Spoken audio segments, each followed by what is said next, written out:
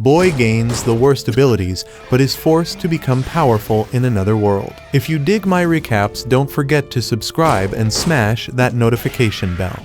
A sarcastic and lonely young man named Haruka is thrown into another world against his will. Discovered by a group of goblins roasting a pig, the boy is forced to run for his life as the monsters chase after him. At one point, Haruka makes a large leap forward, hoping his plan works. Sure enough, when the goblins reach the spot Haruka had cleverly avoided, they fall into a trap he had dug earlier, tumbling into a hole. At that moment, Haruka is left trying to deal with this new universe he's been dragged into all on his own. Flashing back to the day he was teleported, Haruka was spending his break time as usual reading his manhwas alone. In other words, not only was he a loner in his original life, but he had to be one in another world too. Haruka had nothing in common with the people in his class. Almost everyone belonged to a group like the delinquents, the popular girls, the otakus, and the class representatives. And the rest? Well, they were just the rest. Yes, there were people like him who didn't fit into any group at all. That's when everything happened. A golden magic circle engulfed the entire classroom, ready to whisk everyone away to that crazy new universe. While everyone else had already gone into a panic, lazy Haruka took a while to even lift his head and notice the magical phenomenon happening around him. But once he did, instead of reacting like his classmates, he felt excited for a second, only to realize another world would probably be a drag after all. So he decided to run away. Or at least he tried, but no matter what he did, he couldn't force open the classroom door, which for some reason was locked. As everyone was being pulled into the teleportation, Haruka still held out hope that he could escape through the ceiling. He finally managed to open the ventilation duct and hoped to slip away, but it seems all his efforts were in vain as the magic circle spread and eventually caught up with him. Soon enough, he found himself in a classic all-white limbo-like place, the kind that serves as a gateway to another world. The kind where you'd probably find a fat king and his hot princess, the kind no nerd would ever stand a chance with in real life. Speaking of which, there was an old man in that place, seemingly looking for Haruka. He didn't speak with sounds, but rather his words appeared in text bubbles like in a video game. Apparently, he was some sort of god in this world, and Haruka's entire class had already been transported to the new world except for him. So the boy had to hurry up and decide his stats before he could head down. With that, a large status screen appeared in the limbo. Normally, each person would get 50 points to spend on skills and magic, but since this was the old man's first time dealing with 43 people at once, the overpowered abilities had already been taken, leaving only the worst one. In other words, even though Haruka had hoped to be a mage or a paladin, he had to settle for items like contact lenses or villager a set. As for weapons, among two-handed swords and deadly bows, he ended up with a staff that was basically just a stick. When it came to magic, his choices were well-being and walking. Frustrated, Haruka complained to the old man, who finally gave in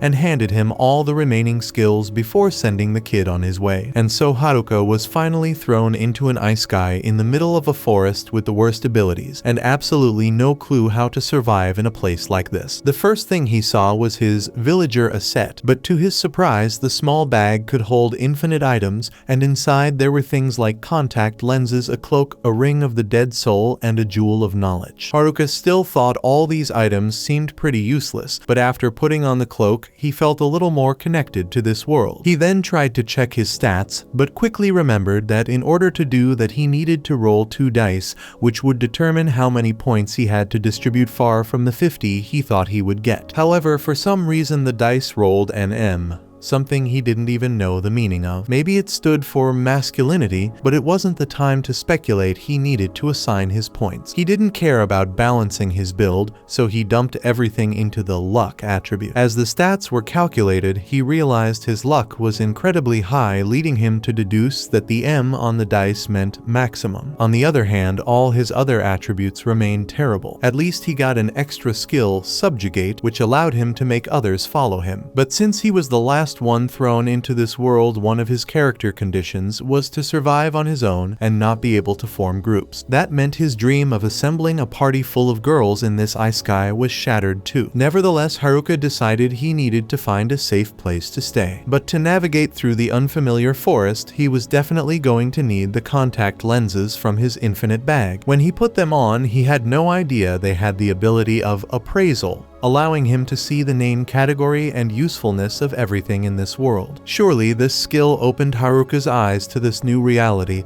making him feel much more aware of what he was doing. With that, he gathered edible mushrooms that increased the user's abilities and stashed them in his infinite bag. At that moment, he apologized for ever dismissing the villager Aset, especially after discovering that the bag could also serve as a water bottle. After some more time adventuring, Haruka stumbles upon a cave and decides to explore it, but not without first asking for forgiveness from the monster that may live in this disguised dungeon, even though he prayed it was just an empty cave where he could settle. Taking a glance at his bag, the adventurer had a magical tent and a lantern, so he was halfway to setting up camp there once he ensured the place was vacant. Next, he gathered some branches and leaves to start a fire using his temperature ability to heat it. As he did this, the ability evolved into fire magic. In addition, he gained clairvoyance, perception, and enemy detection. Despite the pleasant surprise, the sleep that came over him might have caused Haruka to fall asleep in the middle of this hostile land with only a stick to defend himself. However, the exhaustion was so overwhelming that he had to take the risk, and that's how he survived his first day in this unknown world. The next morning, he woke up safe and sound because the tent and the lantern had abilities that acted as repellents for both insects and monsters, thanks to the recluse title he earned for being the last to arrive in the ice sky. Putting that aside, Haruka felt his stomach growl, so he lit a new fire and tossed the mushrooms and meat he had in his bag over it. With a bit of seasoning to boost the flavor, breakfast was soon ready. To top it off, he hadn't expected to have cooking utensils in his bag, so he imagined this villager A, who had originally owned the equipment, must have been a true survivor of the wilderness. Once he had satisfied his hunger, the adventurer had to decide where to go next, knowing that at least he had a place to stay. The next step was to find spots where he could gather food as well as improve the security of his shelter. The only issue was the monsters he might encounter along the way. Speaking of which, through his perception ability, he detected 2 goblins, marking his first challenge in this environment. Haruka assessed them to be level 8, which frustrated him even more as he thought these types of monsters would be easy XP for a noob. Nonetheless, he felt the need to learn how to fight as soon as possible, and this might be his chance. So with only a stick in hand, he used his sealing ability, which infused the weapon with magic. He figured that if he couldn't have overpower magic, he would become overpower himself. With that, Haruka charged at the first goblin, striking it on the head with the stick, and as the poor creature spun around like a bug, he finished it off. The second goblin rushed at the human, but Haruka easily dodged the simple, predictable attacks. Finally, he used a bit of his mana to channel energy through the stick and blasted the goblin, finishing the job. After the victory, the boy took a break by the river in the late afternoon. Surviving his first battle filled him with pride. Returning home, Haruka ate his mushrooms and checked out the wooden club he had taken from one of the goblins. However, he found the weapon small, heavy, and useless. Apparently, his stick was enough for now. At least he had leveled up to 2, which was progress. His stats had practically doubled, and he had also leveled up his weapon proficiency skill after pummeling the goblin. Not to mention his sensibility technique, which would prevent him from being caught off guard by goblins who might torment him like a damsel in distress. Additionally, he had gained magic coating after imbuing the staff with magic. Lastly, his calisthenics leveled up because he always stretched when he woke up. At least that's what he did this morning. The next day, Haruka couldn't bear to eat mushrooms anymore and thought about finding new food, but he imagined the class reps wouldn't approve of him wasting food,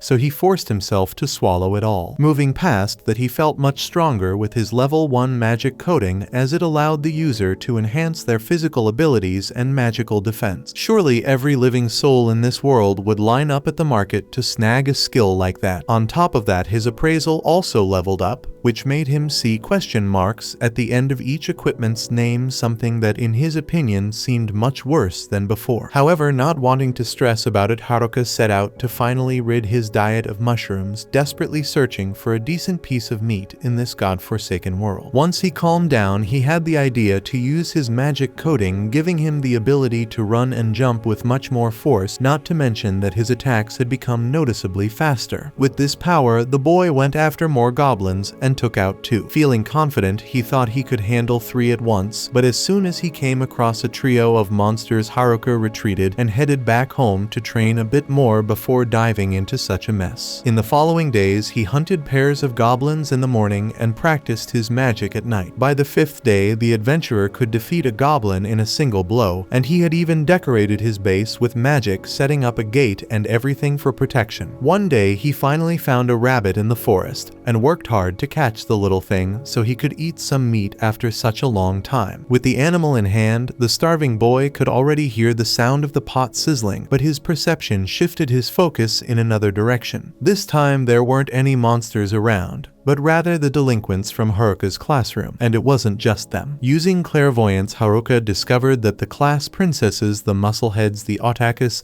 and the class reps were also nearby. Thinking about that last group, Haruka reflected that it might be better to travel as a team. He had known one of the class reps since their first day of school, so perhaps he should just approach them and try a friendly conversation. But he quickly dismissed the idea in favor of his isolation and freedom, where no one could tell him what to do. With that resolve in mind, Haruka decided he would become the lone master of this world. But before that, he needs to hide to avoid being found by the bullies, so he throws himself into the bushes. One of them hears a sound and heads straight toward it, and all Haruka can do is hope the guy doesn't keep going. Luckily for him, a rabbit suddenly dashes out of the underbrush, startling the bully, and they all convince themselves it was just the animal, so they leave. Even though Haruka doesn't want to confront them, he stays close to overhear what they're talking about. Not that they're discussing anything particularly useful, as the apparent leader is reminding the others about the incredible figure of the vice class representative, while the rest of the dimwits start naming their own favorites. Since they're focused on talking about the class reps, Haruka recalls how those girls always manage to handle bullies like these. The leader then pesters Tanaka, a student outside their group, asking if the girls' skills will actually work for whatever they're planning, which makes Haruka think they're using the kid like a Google search. Finally, the leader jokes that the vice rep is waiting for him, and soon after they all leave for good. With that, Haruka figures the entire class must be upstream, but either way he knows all too well that solitude is the way to go. The biggest issue is that he hasn't managed to gather anything other than mushrooms, but at least he levels up his loner skill, possibly because he's avoided any interaction with his classmates. Still, he's only at level 3, probably because he hasn't leveled up the Master of None and Ventriloquist skills, which he doesn't even know what they mean. Without wasting time, he tries to make sense of these abilities. Master of None likely means he can't focus on just one thing enough to master it, but at least he can do pretty much everything in a mediocre way. As for Ventriloquist, it seems like a terrible skill, as if it implies he's a puppet in the hands of others. Regardless, he gives up on it for now and decides to eat to clear his head, even if it's just more mushrooms as usual. On the 7th day, in the early hours, Haruka is awakened by the sound of metal clashing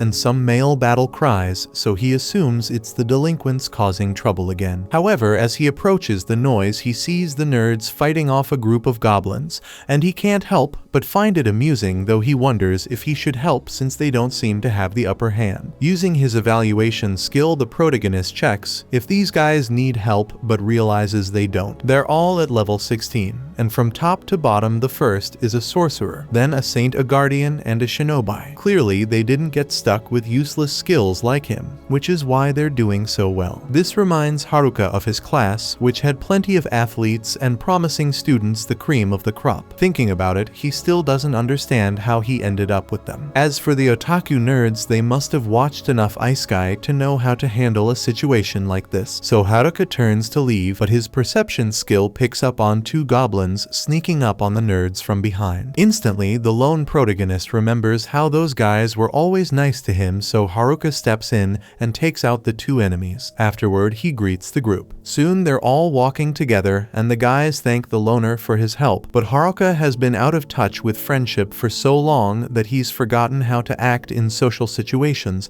leaving him unsure how to respond to their gratitude. He leads the group to his cave, and they're all impressed by the place's architecture and decor, especially considering he built it all on his own. Striking up a conversation, Haruka asks what happened to the rest rest of the class and what they were doing in the forest at that hour. The nerds have trouble answering, so the sorcerer explains that they were running away. Starting from the beginning, everything began when they were all teleported into the forest. Some scratched their heads, others pinched themselves thinking it was a dream, while some cried like babies. However, the nerds were the most comfortable in this ice sky world, which led the bullies to demand they explain everything about such worlds or else heads would roll. Amidst the widespread panic, the class rep called for calm, but as soon as a horde of goblins appeared, no one could handle the situation. Not even the cocky delinquents could withstand the hostile creatures and retreated in the face of danger. The exception once again was the nerds. The guardian with his shield, the shinobi with his katana, the saint with his hammer, and the sorcerer with his spells, all of them charged at the goblins. Even the bullies and athletes joined the fight in the end, and the threat was eliminated. After their victory, the class rep suggested they find a safe place to stay, leading the group to the riverbank. Once there, the nerds used their ice sky knowledge to develop survival strategies and set up a camp. The class reps divided the duties, assigning tasks like keeping watch, cooking, and gathering supplies. Thanks to this, the entire class managed to work together, or so it seemed. One day, however, the popular girls complained about having to gather firewood and refused to cooperate. Soon others joined in, and before long the leader had lost almost all the group members. Only the class reps, the nerds, and a few others remained at the camp, though some were still unmotivated and bored with the routine, so they slacked off. Then a goblin attack hit the base, and the nerds, already overwhelmed with work, had to face the enemies alone. They won, but the price was exhaustion. Even so, the nerd sorcerer understood the challenge they faced. If they wanted to survive, they had to stick together and level up. After all, the goblins weren't the only threat. The bullies were too, because the sorcerer had seen them forcing another student to pass skills to them like charm, which probably grants control over people, and puppeteer, which also suggests control over supposed puppets. In other words, the nerds weren't just leveling up to face external enemies, but the ones inside the camp as well. To keep an eye on the troublemakers, the anicaps followed them deep into the forest and overheard a plan to establish a harem at the camp. They quickly rushed back to warn the class representative, who decided to level up as well, preparing to face the bullies head-on. However, the bullies had recently learned how to use charm and puppeteer abilities, making the challenge far from simple. Regardless, with great courage, the class rep confronted the rivals like a lamb to the slaughter. But contrary to expectations, all the bullies were swiftly taken down, left unable to move. Without wasting time, the nerds used magic to seal away the delinquents' sinister abilities, and with their harem plans exposed, the bullies were forced to flee from the camp. However, it was clear they wouldn't let this slide easily, and they soon returned for revenge. Things quickly spiraled out of control, with tents ablaze and panic spreading throughout the area. As if that wasn't enough, the attackers vowed to come back. In the end, the camp was reduced to ashes, and the popular girls blamed the nerds for the disaster, accusing them of starting a fight with the bullies. The rest of the students jumped on the bandwagon and also blamed the anicaps. The class representative, along with a few others who didn't think the nerds were at fault, tried to defend them, but it wasn't enough. Consequently, the nerds were expelled from the camp as well. Upon hearing this story, Haruka was nearly moved to tears and hugged his comrades for the ordeal they had gone through. He even offered them a mushroom party to gossip and fill their stomachs. In the end, Haruka spent the night with his friends, realizing that having company isn't always a bad thing. As dawn broke, he bid farewell to his classmates, and Oda asked if Haruka would join them, as they were planning to follow the river in search of a city to become adventurers. The loner admitted that there was no one else in this ice sky with whom he'd want to team up, but in his usual mysterious way, he declined the offer and told the boys to leave. Watching the nerds walk away, Haruka reflected that his weak skills would only slow them down. Setting that aside, he decided to track down the class reps to get to the bottom of the situation. During his search, he encountered a kobold got bitten, but managed to defeat the creature by hitting it on the head. As he continued his trek, he reached his class's destroyed campsite at nightfall. His enemy detection ability revealed human footprints crossing the river, so he followed the tracks and spotted the popular girls in the distance. He figured it would have been better to stay home and feast on roasted mushrooms. That was exactly what he was about to do when suddenly the most popular girls in the class confronted him. Haruka ran off, but when he heard one of them say, "Please stop," he decided decided to see if that was really what she had said. The popular girl quickly explained that they were looking for the nerds to apologize, as they had just realized the gravity of their mistake. After all, they were only alive because of them. Haruka found it strange that these pampered girls would want to apologize to anyone, since that would never happen in the original world, but he informed them that catching up to the nerds at this point was impossible. Still, one of the girls asked him to share what he knew, so Haruka responded with some tough questions of his own. Could they get out of the forest? Could they face monsters? Were they really going to find their saviors and apologize, or would they give up? Faced with his harsh words, the girls started crying like children afraid they'd die in the endless forest. They begged Haruka to teach them everything he knew so they could survive and make amends for the mistake of banishing the nerds from the camp. After all this, Haruka noticed that his subjugation ability had been activated in the system, with the 3 girls listed as subjugated: the popular leader, popular girl A, and popular girl B. In other words, whether he liked it or not, he was now tied to them on this journey by the force of fate. And so, as the sun began to rise after hours of walking, the 3 girls followed him like baby ducklings trailing their mother. Haruka was losing his mind over their clueless behavior, especially the vacant look in their eyes, fearing the moment when things would escalate, when they'd start slaughtering kobolds without hesitation and delivering their crystals like dogs returning a toy to their owner. At least that's how he imagined the subjugation ability worked. In the midst of these desperate thoughts, Haruka noticed one of the girls was injured, so he offered her a healing potion. But instead of using it properly, she poured the entire potion over Haruka, thinking that was the command. At that moment, he realized that if the class rep found out what had become of these girls, she'd definitely lose it, and there was no way he could face her with her class leader powers. Just as Haruka was contemplating how to undo the subjugation spell, the class representative appeared behind him, shouting to get his attention. Meanwhile, the bullies were plotting to go after the girls who were still lingering around the old campsite. But first, they had other problems to deal with. If you're enjoying this journey, don't forget to hit that like button. Your support helps motivate me to keep bringing you each episode. Subscribe and turn on notifications so you never miss an update.